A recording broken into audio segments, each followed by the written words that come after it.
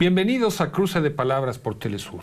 Soy Luis Hernández Navarro y hoy vamos a conversar sobre los 24 años del alzamiento zapatista en el sureste mexicano. Nos acompaña en el estudio el doctor en antropología Gilberto López y Rivas. Gilberto es, además de un gran conocedor de la cuestión indígena, una figura que ha permanecido muy cerca del conflicto chiapaneco a lo largo de todos estos años. Fue asesor del Ejército Zapatista de Liberación Nacional en las conversaciones de paz que tuvieron su punto más significativo con la firma de los acuerdos sobre derecho y cultura indígena el 16 de febrero de 1996. Fue como diputado integrante de la Comisión de Concordia y Pacificación y ha mantenido su trayectoria al lado del mundo zapatista todos estos años. Gilberto, muchas gracias por acompañarnos. Luis, gracias a ti. Gilberto, hace 24 años que los zapatistas se levantaron en armas, causaron un enorme revuelo mediático. Hoy, sin embargo, con el paso de los años, diera la impresión de que este revuelo se ha esfumado, al punto de que hay mucha gente que se pregunta ¿qué es de los zapatistas que están haciendo? Hay quien incluso dice, ¿todavía existen? Te preguntaría, ¿todavía existen? Bueno, no solamente todavía existen, sino que están, como ha sido a lo largo de todos estos años, estos 24 años, en la primera línea de lo que podría ser una permanente articulación, primero de sus autogobiernos, que han ido fortaleciendo, ¿no?, tanto en los planos locales, municipales, como los regionales, con sus 5 caracoles, y luego en lo que podría ser una permanente excitación a que la sociedad civil se organice. Es decir, durante todos estos años, más bien quien ha fallado a la cita de lo que podría ser una histórica participación en el cambio de este país, los zapatistas han estado ahí. Sucede que en el mundo mediático, pues de pronto deja de estar de moda un tema acorde al poder, a las exigencias de lo que dictan estos dictadores mediáticos, pero los zapatistas han estado permanente y sistemáticamente, y sobre todo en los últimos años, pues a través de invitaciones como la escuelita, que me tocó estar ahí, en donde movilizaron a miles de botanes, hombres y mujeres, para que nosotros fuéramos durante una semana a estudiar qué pasa con las autonomías, qué sucede con las mujeres. Déjame ir un poco para atrás. Tú hablabas sus gobiernos autonómicos. Sí. ¿Qué son esos gobiernos? ¿En qué consisten?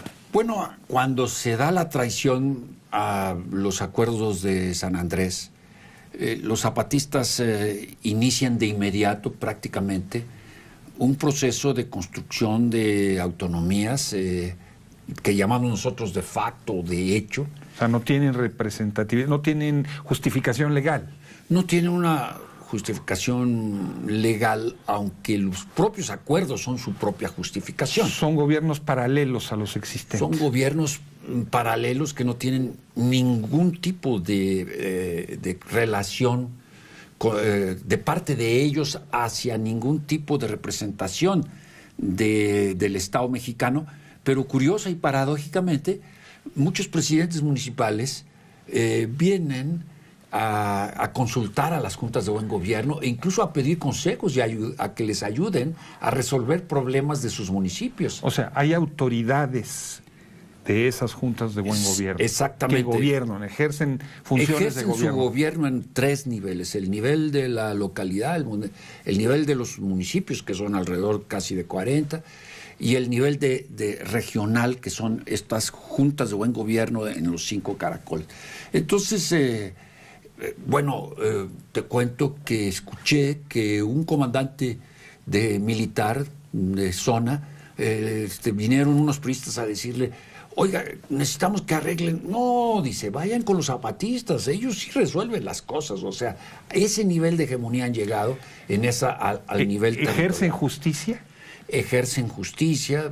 Pues de hecho, acabamos de presentar un excelente libro de Giovanna Gasparello sobre cómo se ejerce la justicia. Es algo muy, muy sorprendente porque cubren todos los niveles de lo que nosotros llamamos un proceso autonómico integral. O sea, escuelas, clínicas, cultura, ideología, educación, o sea, todo es el proceso paradigmático autonómico más importante de América Latina. ¿Es un gobierno militarizado?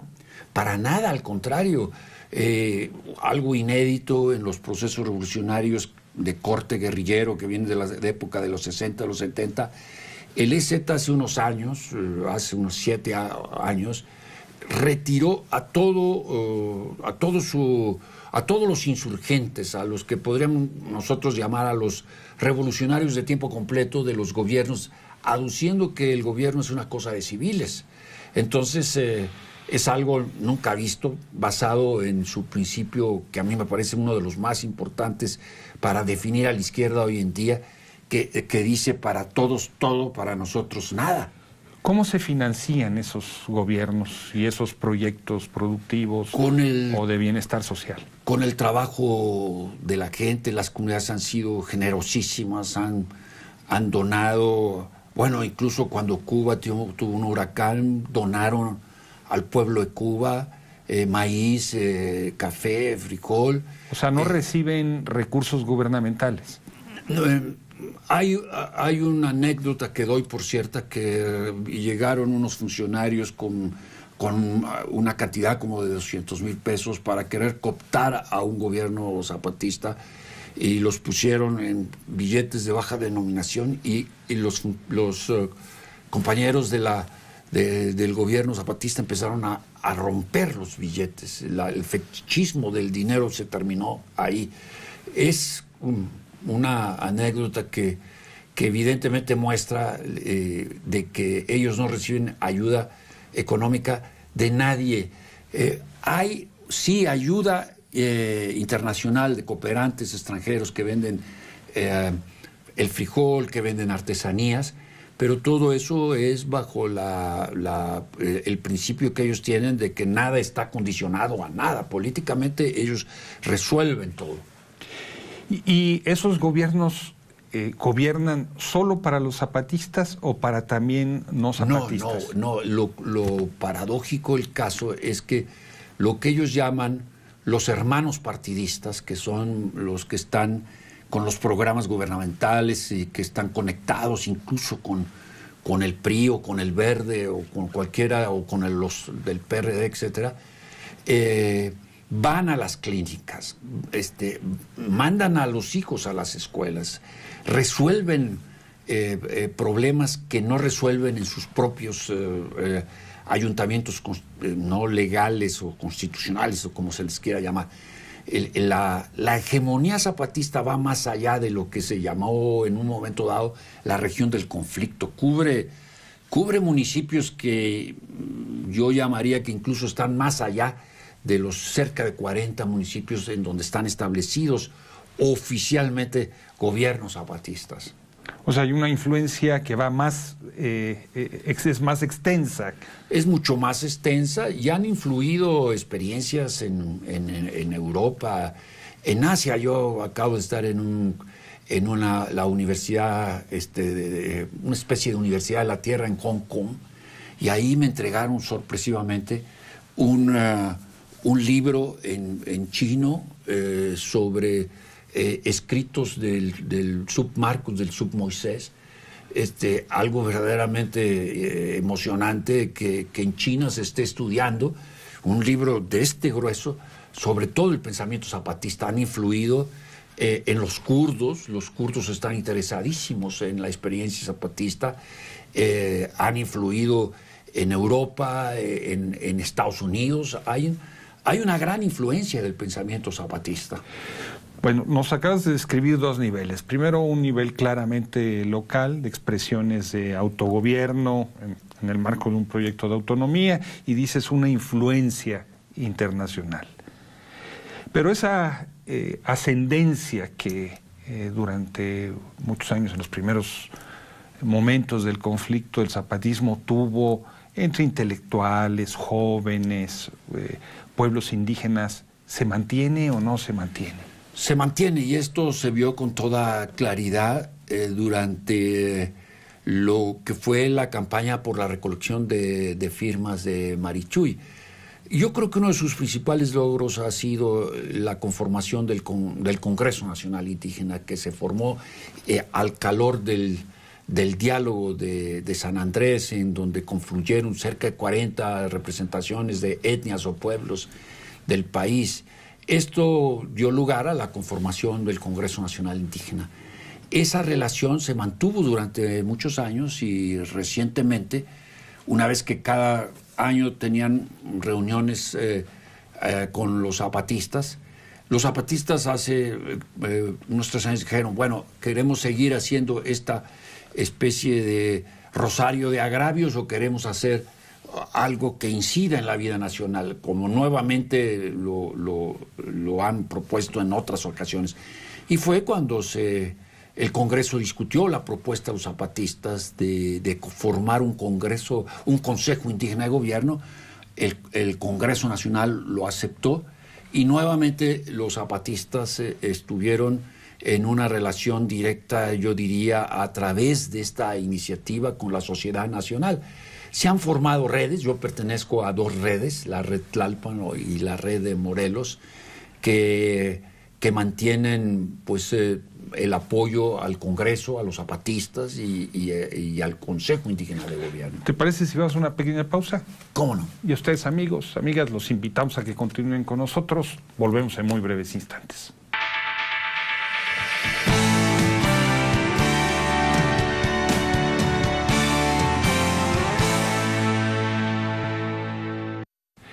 Estamos ya de vuelta en este cruce de palabras, conversando con el antropólogo Gilberto López y Rivas sobre el aniversario del levantamiento zapatista en Chiapas.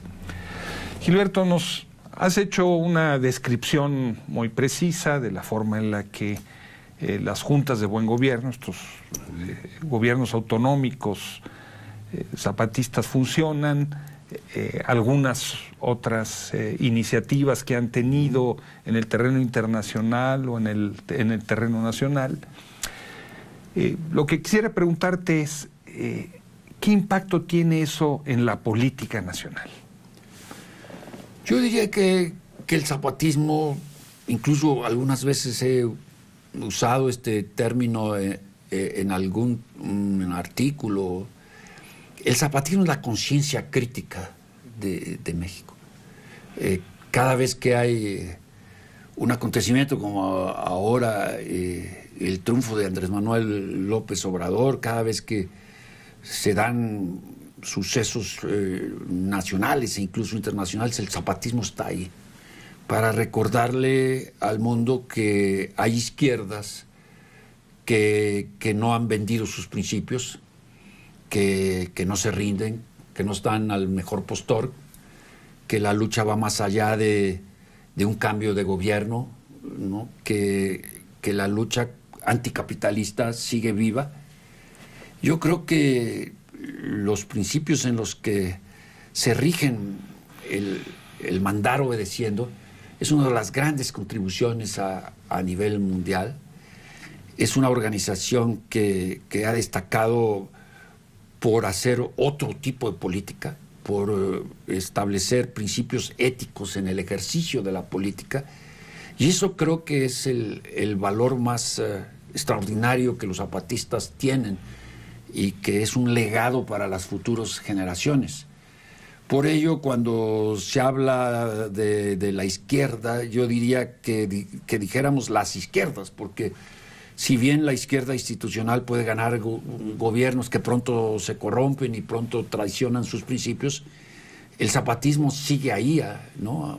A lo largo de sus 11 años de clandestinidad, 24 años de vida pública, el zapatismo sigue sorprendiéndonos, sigue elaborando, concibiendo. Es una organización político-militar que realmente es inédita a nivel mundial. Yo no encuentro otra experiencia con las características del zapatismo contemporáneo. Sin embargo, desde ciertas izquierdas, desde ciertas figuras intelectuales, se le acusa de ser un instrumento del PRI, de haberse quedado callado durante los gobiernos en los que estuvo al frente del país el Partido Acción Nacional. ¿Tú dirías que esas acusaciones son ciertas? No tienen ningún tipo de fundamentos, son perversas, yo creo que son recursos, incluso muchos de ellos que provienen de intelectuales de la derecha ilustrada. Yo recuerdo, y tú saliste muy bien librado de esos debates cuando este movimiento surgió, de gentes como Arturo Barman, que también hablaron de que el zapatismo no podía ser obra de indígenas porque los indígenas no tenían una conciencia nacional, que esto era obra de gentes de guerrillas de Centroamérica, y hablaron de esa hipótesis desde esos años, ¿no? Que surgió pues mucho. El CISEN retomó esto, luego algunos... ¿Qué es el CISEN? El Centro de Inteligencia. De Inteligencia Civil del Gobierno. La Agencia de Espionaje. De Agencia de Espionaje.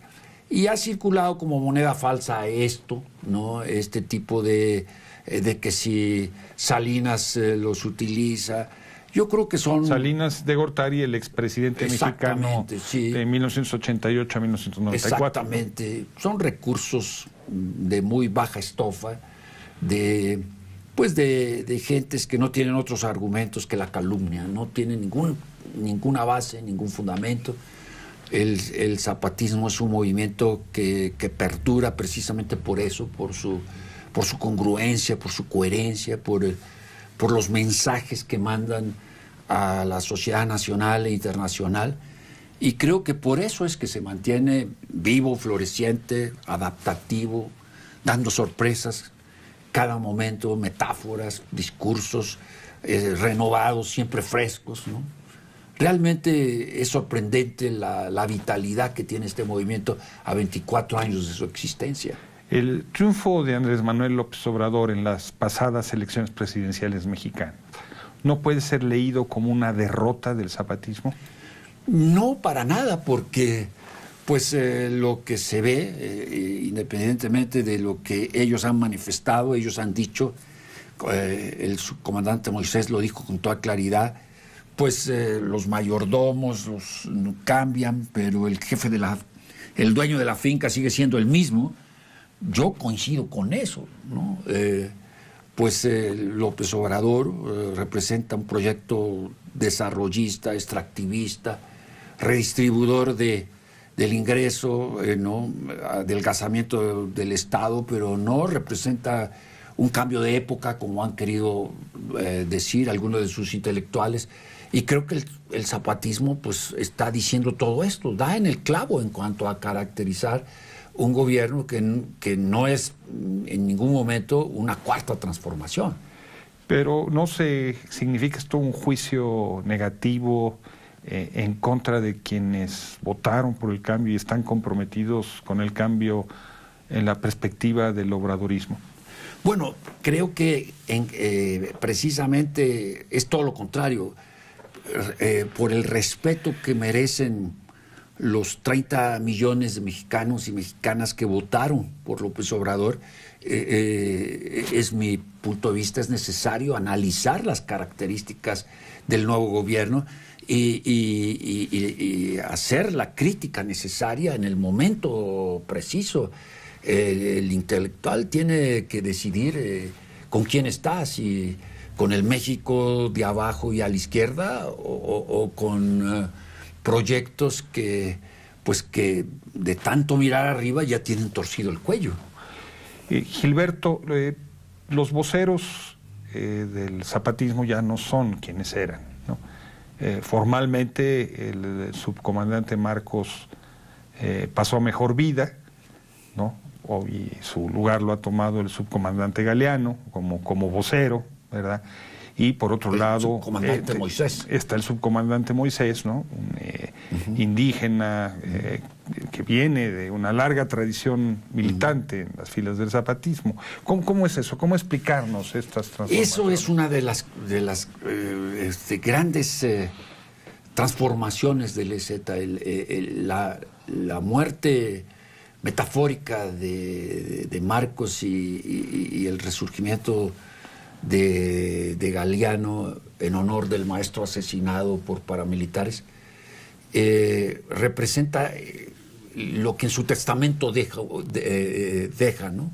Un cambio de generación.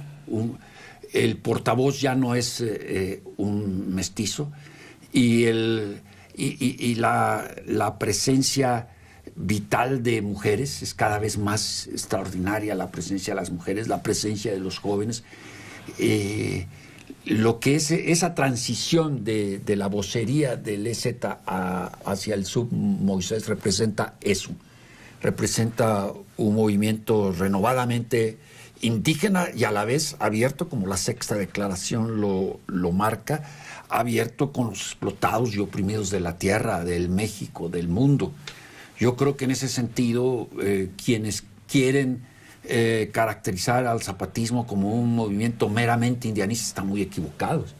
El zapatismo como tal, el contemporáneo, nunca ha renunciado a la idea de que acabe la explotación y el capitalismo, y eso implica una alianza perdurable y permanente con todos los explotados y oprimidos de este país y del planeta Tierra. Hay quien asegura que esta distancia crítica del zapatismo sobre el obradorismo, sobre el gobierno de la Cuarta Transformación, le hace el juego a la derecha, no capta las posibilidades de transformación que hay. ¿Tú qué responderías a esa crítica? La derecha nunca haría las críticas que hace el zapatismo sobre el giro extractivista de proyectos demenciales como el Tren Maya o el del Istmo de Tehuantepec o los 300 caminos en territorios indígenas o la continuidad de las mineras o la idea de un resurgimiento del indigenismo como es el Instituto Nacional de los Pueblos Indígenas, que incluso va a incurrir en prácticas contrainsurgentes y de ingeniería de conflictos como las mineras. La misión que va a tener ese instituto es convencer a las poblaciones indígenas que dejen entrar los proyectos del neodesarrollismo que va a representar este gobierno. No, para nada. Yo creo que la crítica que está haciendo el zapatismo es absolutamente diferenciada de lo que podría ser una derecha entreguista, colaboracionista, que no tiene nada que decir sobre lo que el zapatismo está opinando. ¿Y tú crees que en un momento como el que actualmente se vive en México, de grandes expectativas, de a veces un cheque en blanco hacia Andrés Manuel López Obrador, hay espacio político para un proyecto como el zapatista? Yo creo que el espacio tiene que abrirse. O sea, no hay que pedir permiso para abrir ese espacio. El espacio está abierto a quien no trabaja para afianzar un proyecto distinto al que se ha venido trabajando a lo largo de todas estas décadas. El capitalismo es un proyecto a muerte y lo que representa el zapatismo es un proyecto de vida. Entonces, tan claro como eso, o se está con la vida o se está con la muerte.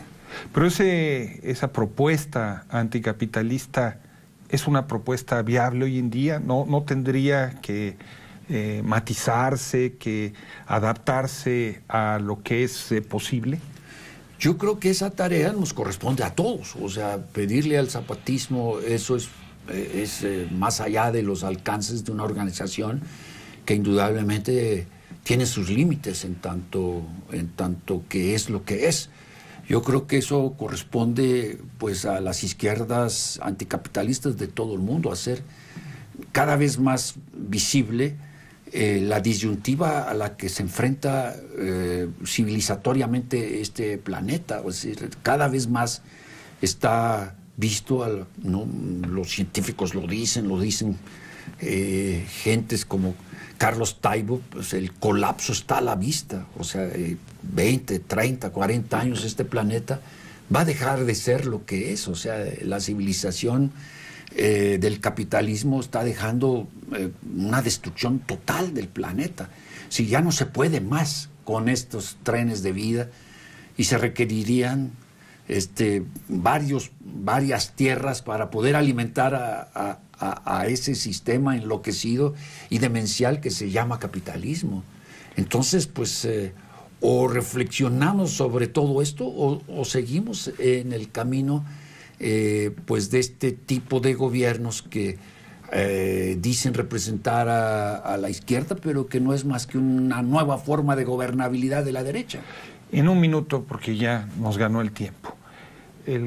Los proyectos de la Cuarta Transformación tienen en el sureste mexicano, en estados como Chiapas, su territorio de operación privilegiada. Esa es la zona de influencia natural del zapatismo. ¿Prevés tú que haya un choque, un diálogo? ¿Cómo te lo imaginas? El choque ya se está dando. Estos proyectos son una declaración de guerra contra los pueblos indígenas de todo el sureste y de todo México. Y así lo han visto el Congreso Nacional Indígena y todos aquellos movimientos indígenas independientes del gobierno, no los que van a bendecir el inicio del Tren Maya. Esos no representan a sus pueblos. Los que representan a sus pueblos están en contra de estos proyectos.